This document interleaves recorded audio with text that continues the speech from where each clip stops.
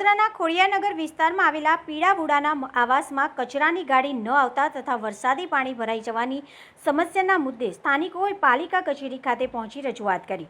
શહેરના ખોડિયાનગર વિસ્તારમાં આવેલા પીડાવુડાના આવાસમાં ચોમાસામાં વરસાદી પાણી ભરાઈ જતા ડ્રેનેજો ઉભરાય છે, જેના કારણે ખરાબ પાણીમાં લોકોને અવરજવર કરવું પડે છે। શાળાના બાળકો હોય કે વૃદ્ધો, મહિલાઓને આ પાણીમાંથી પસાર થવું પડે છે, જેના કારણે ચામડીના રોગો અને મચ્છરજન્ય પાણીજન્ય રોગચાળાનો ભોગ બનવાનો વારો આવ્યો છે। બીજી તરફ ડોર ટુ ડોર કચરાની ગાડી પણ ન આવતા ગંદકીની ભરમારથી લોકો ત્રાહિમામ પુકારી ઉઠ્યા છે, જેના કારણે આજે સ્થાનિકોનો મોરચો પાલિકા કચેરી ખાતે પહોંચ્યો હતો અને અધિકારીઓને રજૂઆત કરવામાં આવી હતી। અમે ખોડિયાનગરથી આવ્યા છીએ, પીડાવુડાના મકાનમાંથી।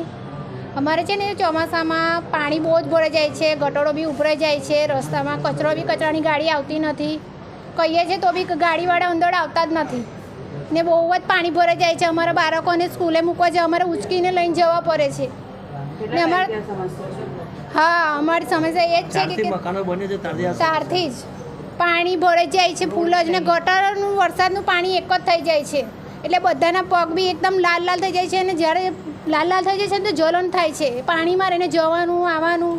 એટલે અમારી એક જ માંગ છે કે અમને સાહેબે અમને એવું કીધું છે કે હવે ગાડી આવશે, સફાઈ કરી જશે ને પછી કાલે 10 વાગ્યે સર આવશે જોવા। ત્યાં રેખાબેન માછી ખોડિયાલનગર જે પીડાવુડાના મકાન છે એ મકાનોને લઈને ડેપ્યુટી કમિશનર અત્યારે આસિસ્ટન્ટ કમિશનર તુવેર સાહેબને મળવા આવ્યા હતા।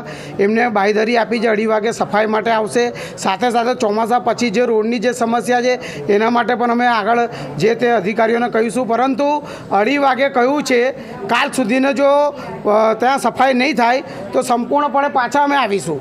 કેમ કે એમને કહ્યું છે કે આ સાહેબ આવેદનપત્ર તો બહુ આપી ચૂક્યા હવે, કારણ કે આવેદનપત્ર તો આ લોકોના નજરમાં કોઈ આવેદનપત્ર છે જ નહીં, વાંચીને સાઈડ પર મૂકી દેવામાં આવે છે।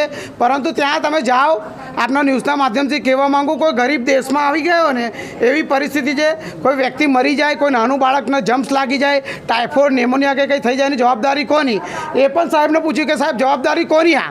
કેમ કે તમે તો હાથ અદ્ધર કરી દો, કોઈ ગરીબનું બાળક મરી જાય તો તમે એસી ઓફિસમાં બેહો છો, મોટા મોટા બંગલાઓની અંદર 5 વર્ષની અંદર બંગલાઓ નેતાઓ લઈ લો છો, પરંતુ અધિકારીઓ ગરીબોનું સાંભળતા જ નથી। તમે અલકાપુરી જુઓ, સુભાનપુરા જુઓ, ન્યૂ અલકાપુરી જુઓ, મક્કરપુરા જુઓ, સંપૂર્ણ વડોદરા શહેરની અંદર સોસાયટીઓમાં બધું ચકાચક હોય છે, તો ગરીબોની ત્યાં વિસ્તારની અંદર સાંભળતા કેમ નથી?